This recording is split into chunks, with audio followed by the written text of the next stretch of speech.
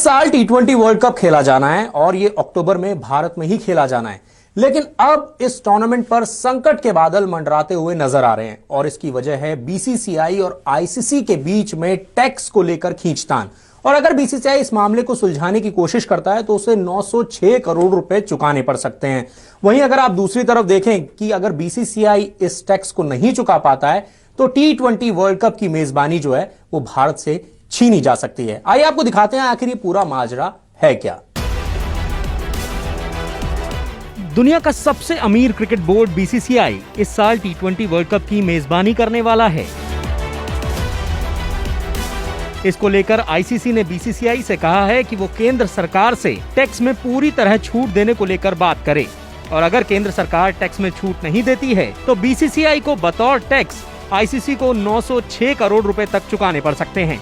दूसरा पहलू ये भी है कि अगर भारत सरकार टैक्स में थोड़ी भी छूट देती है तो ऐसी स्थिति में आईसीसी को कम से कम 227 करोड़ रुपए तक देने पड़ सकते हैं।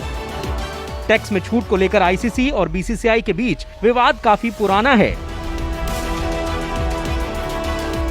टी20 वर्ल्ड कप इसी साल अक्टूबर में भारत में होना है।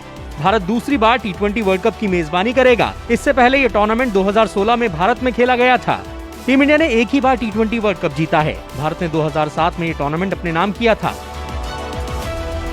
आईसीसी ने बीसीसीआई को केंद्र सरकार से बात करने और टैक्स में छूट लेने के लिए पहले 31 दिसंबर 2019 और फिर 31 दिसंबर 2020 की तारीख दी थी।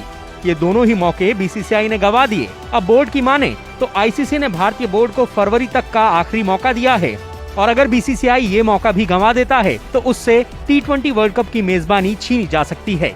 आईसीसी ने भारत के विकल्प के तौर पर यूएई को चुना हुआ है। सूत्रों की माने तो बीसीसीआई ने टैक्स में पूरी तरह छूट देने के लिए केंद्र सरकार को अर्जी दे रखी है। इसे वित्त मंत्रालय ने लटकाया हुआ है। इस पर अब तक कोई फैसला नहीं लिया गया। खास बात ये भी है कि बीसीसीआई खेल मंत्रालय से मान्यता प्राप्त नेशनल स्पोर्ट्स फेडरेशन भी नहीं है।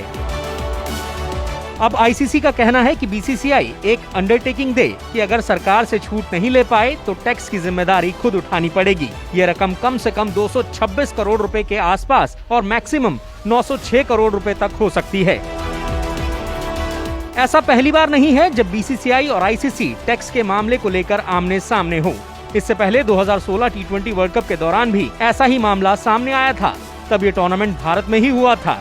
तब भी टूर्नामेंट को लेकर भारत सरकार से कोई छूट नहीं मिली थी। इसी वजह से आईसीसी को 20 से 30 मिलियन डॉलर यानी कि करीब 150 से 230 करोड़ रुपए तक का नुकसान झेलना पड़ा था।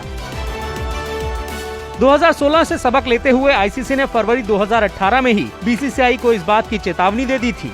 आईसीसी ने बीसीसीआई से कहा था कि अगर बीसीसीआई अभी से नहीं संभला तो वो 2021 टी20 वर्ल्ड कप और 2023 में होने वाले वनडे वर्ल्ड कप की मेजबानी गंवा सकता है।